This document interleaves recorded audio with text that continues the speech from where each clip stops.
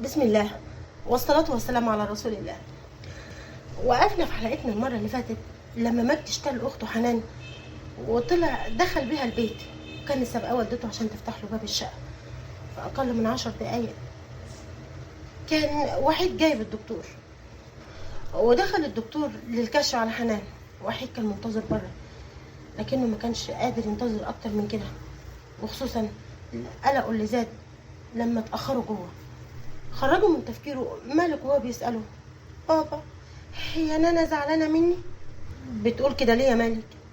عشان نزلت ألعب في الشارع مع محمد وعمر، ونانا ما كانتش موافقة وقالت لي لا، بس أنا قعدت أتحايل عليها وقلت لها هنزل حبة صغيرة وهطلع على طول، بس أنا اتأخرت عليها، ولما شفتها تحت في الشارع مرضتش تكلمني. هي نانا خصمتني، صح يا بابا؟ لا يا حبيب بابا، نانا بس تعبت شوية من كتر ما دورت عليك، لكن ان شاء الله اول ما تفوق وتشوفك هتكلمك وتاخدك في حضنها على طول. يعني نانا بتحبني ومش زعلانة مني؟ اه يا لوكا، نانا بتحبك وقوي كمان. الدور والباقي عليا وعلى اللي هببته معاها. قسيت عليها بكلام الغبي، مع اني متأكد انها ما اهملتش فيه، بس مش عارف ايه اللي خلاني اقول لها الكلام ده. يمكن اكون وقتها افتكرت نجلاء لما طلبت مني الطلاق واتنازلت عن مالك بكل سهولة عشان زهقت منه ومش حابة تشيل مسؤوليته. وهنا افتكر وحيد كل الاحداث اللي حصلت له قبل كده، فحب انه يخوفها لو استمرت في طلب الطلاق، فهددها بانه هياخد مالك يعيش معاه. لكنه اتصدم من رد فعلها اللي ما كانش متوقعه ابدا لما قالت له: ومين قالك ان عاوزاه يعيش معايا؟ انا ما هصدق اخلص منك ومن قرفك ومن اي شيء يفكرني بيك وابنك اول حاجه، لان مجرد ما هبصله هتفكرني بكل ايام الصعبه اللي شفتها معاك. انا هتطلق منك وهتجوز، ومش عايزه ابنك عشان ما يضايقنيش في حياتي الجديده اللي عاوزه ابتديها صح، بدل سنين الحرمان اللي عشتهم في فقر وهم معاك. صرخ وحيد وهو بيقول لها: انا عايشتك في فقر وهم؟ انا اللي كنت بشتغل ليل نهار عشان اوفر لك عيشه مناسبه وتكوني زيك زي بنات عيلتك؟ نسيتي لما خلتيني اهمل مهنتي الاساسيه اللي بحبها واتفصلت من المدرسه عشان ارضي جنابك؟ خلتيني اشتغل شغل تاني واضيف ساعات عشان اجيب فلوس اكتر، وده اثر على شغلي بالمدرسه، خلاني انام في الفصل بين التلاميذ وسط الحصه، وزمايلي اللي عملوني مسخرتهم وصوروني وبقوا يضحكوا عليا. يعني عشان تغيري مستوى حياتك خسرتيني كل حاجه بحبها في حياتي. شغلي اللي كان حلمي وحلم ابويا وامي بسببك ما بقاش موجود. حتى اصحابي وعشره عمري بعدوا عني بسبب عصبيتي عليهم، ومن قله نومي وتركيزي عملت حادثه ودخلت العمليات، واديني بعرج اهو. لكن للاسف انت عمرك ما قدرتي ده، ولا وقفتي جنبي، ولا حسستيني بعد ده كله ان عملت حاجه عشانك. احب اعرفك ان انا اللي ما يلزمنيش تكوني مراتي ولا شايله اسمي، وعشان كده يبقى لازم نخلص من كل حاجه وما نرجعش نتكلم فيها مره تانية. يا ريت تمضيلي يا هانم على تنازل عن حضانه مالك نهائيا. وبالفعل مضت نجلاء عن ورقه التنازل بدون مجادله، وده بفضل والدتها اللي شجعتها على كده، واللي كانت بتقول لها انها تستاهل حياه افضل مع شخص احسن يقدرها اكتر من وحيد، حتى لو كان الثمن مالك ابنها الصغير. وخلال ايام قليله وبعد المواجهه ما بينهم انتهى كل شيء وللابد. فاق وحيد من شروده على خطوات صوت الدكتور وهو بيطلع من غرفه حنان، وقف عشان يطمن على البريئه اللي ربنا سبحانه وتعالى حط من اسمها صفه جميله الا وهي الحنان.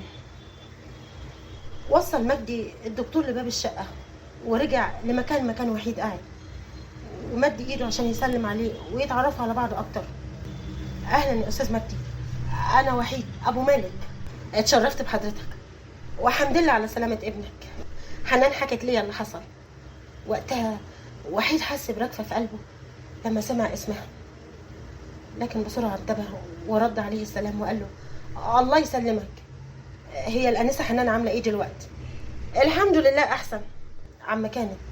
اتفضل اقعد، احنا هنفضل نتكلم واحنا واقفين ولا ايه؟ قعدوا الاتنين وجنب منهم مالك الصغير، فقال لهم هو مبتسم: عمو ممكن ادخل عند نانا اشوفها؟ كان وقتها تيتا ألفت خارجه من الغرفه وقفلت الباب وراها وهي بتقول له: نانا نامت يا لوكا، لما تصحى هخليك تدخل لها يا حبيبي. خلاص يا تيتا، انا هقعد هنا لغايه ما تصحى. مسكت الست ألفت من دراعه وحضنته وقالت له: انتوا بتحبوا بعض للدرجه ديت يا لوكا؟ هي تتعب من خوفها عليك وانت تزعل عشان عايز تشوفها؟ ده ايه الحب الجميل ده؟ ما تحبيني زيها يا لوكا. انا بحبك يا تيتا قد كده، بس بحب ان انا قد كده، بحبها كتير. بسيته الست ألفت وقالت له: بقى كده ماشي يا سيلوكا، وانا بحبك كتير قوي. بعد كده وجهت الست ألفت حديثها لمجدي ابنها وقالت له: انت جيت امتى يا ابني؟ رد مجدي وقال لها: انا كنت لسه داخل الشارع، لقيت الجيران بتجري، جريت زيهم، شفت حنان واقفه مش طبيعيه، جريت بسرعه عشان اشوف مالها، والحمد لله لحقتها قبل ما تقع على الارض يا امي.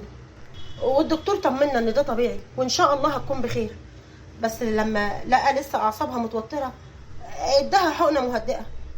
يا ريت لما تصحى تبقى احسن، ان شاء الله هتقوم بالسلامه يا امي. كمل مجدي كلامه اللي هو كان جاي عشانه، وقال لوالدته: انا كنت جاي عشان اكلمها في موضوع. خير يا ابني، في حاجه؟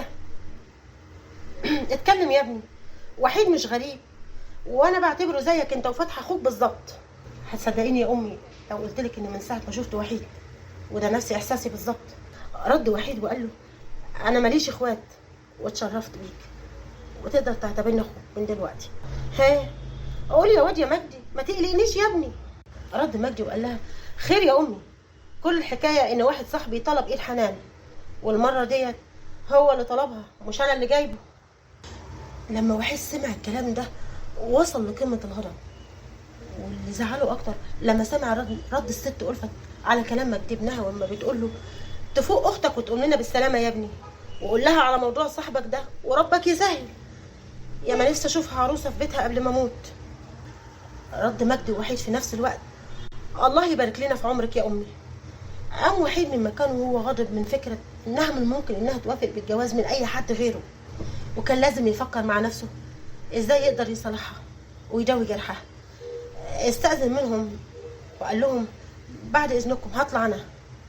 وبص للست ألفت وقال لها: ولو عوزتيني يا ماما ألفت في اي وقت ارجوكي ما تتردديش لحظه.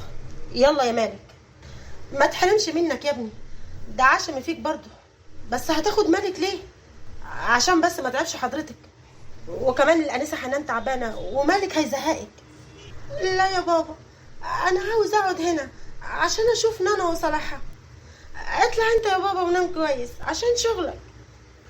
ضحك وحيد على كلامه واستأذن منهم وطلع لشقته. جه الليل وفاقت حنان من نومها وافتكرت كل الاحداث اللي حصلت لها في الساعات اللي فاتت.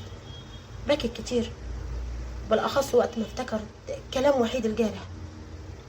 اتفقت مع قلبها انها تتوقف عن حبه ليه، لان قاسي وحاد في تعامله وما كانش شايف اهتمامها بيه، وافتكرت انه مش حاسس بمشاعرها.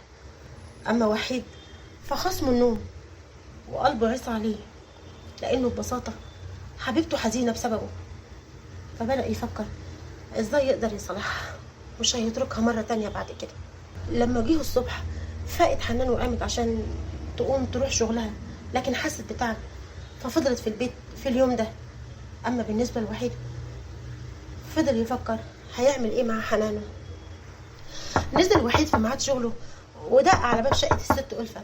افتكر ان حنان هي اللي هتفتح ليه زي كل يوم، لكن خاب ظنه لما فتحت الست ألفت الباب. صباح الخير يا ماما فوفا.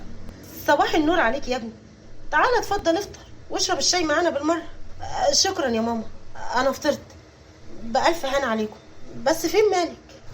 مالك نايم مع حنان جوه اصل. ونكمل الحلقه الجايه واحداث جديده يا رب تعجبكم.